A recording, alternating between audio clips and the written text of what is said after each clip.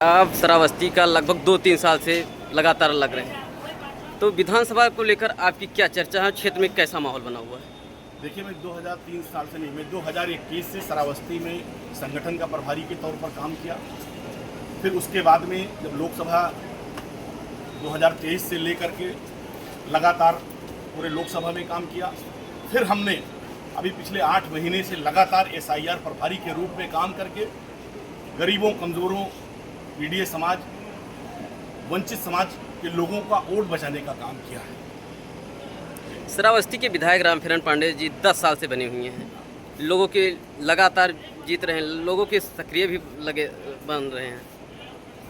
क्या आप अभी उनको दमनकारी विधायक बताया था बीच में? बिल्कुल, मैंने कहा है वो दमन कर रहे हैं। 10 साल में उन्होंने श्रावस्ती को कहाँ पहुँचाया? 75 जिले इस प्रदेश में हैं, सबसे निचले पायदान पर पहुँचाया। 10 साल में उनकी सरकार है, सरकार की सत्ता के विधायक रहे, 75वें स्थान पर है। ना जहाँ अच्छी शिक्षा है, ना अच्छा स्वास्थ्य है, ना अच्छी सड़कें हैं, ना अच्छा स्कूल है, ना अच्छा अस्पताल है, ना रोजगार के लिए कोई ऐसा श्रावस्ती में कोई ऐसी जगह नहीं है जहाँ 25 लोगों को रोजगार मिल सके। ठीक है, नहीं मिल सके।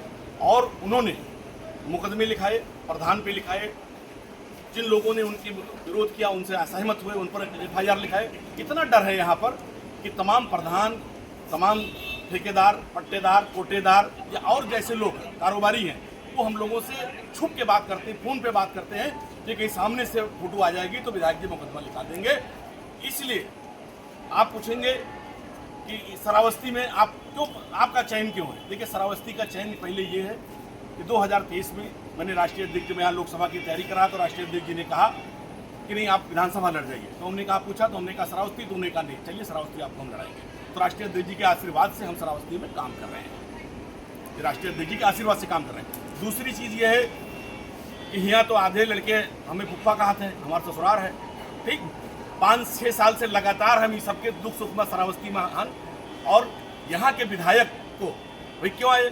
भाई यहाँ का जो विधायक है उसे जनता बेदखल करना चाहती है, क्योंकि उन्होंने कोई काम नहीं किया। वो ऐसे लोगों को चाहती है कि जो जनता के बीच में रह करके जनता की लड़ाई लड़े, उनके हक, हकूक, अधिकार की लड़ाई लड़े, गरीब, कमजोर, दलितों, पिछड़ों, महिलाओं, किसानों, नौजवानों, छात्रों के लिए काम करे, उद्योग लगाए, रोजगार बनाए के लिए काम करे, जो लड़ सके, जिसका जज्बा हो। ऐसे उम्मीदवार के रूप में मुझे श्रावस्ती की सर्व समाज की जनता पसंद करती है।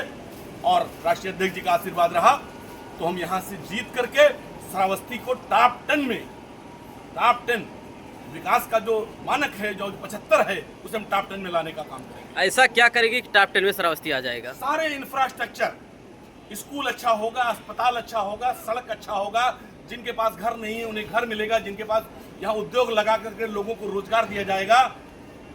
यहाँ पर जितने छात्र हैं पढ़ाई के लिए, अच्छे स्कूल, अस्पताल, जब सारी व्यवस्था हो जाएगी तभी मानक में ये ऊपर जाएगा, वो सारे काम किए जाएंगे। 97 में ये जिला बना, उसके बाद अभी तक डिपो नहीं, इसका जिम्मेदार कौन है?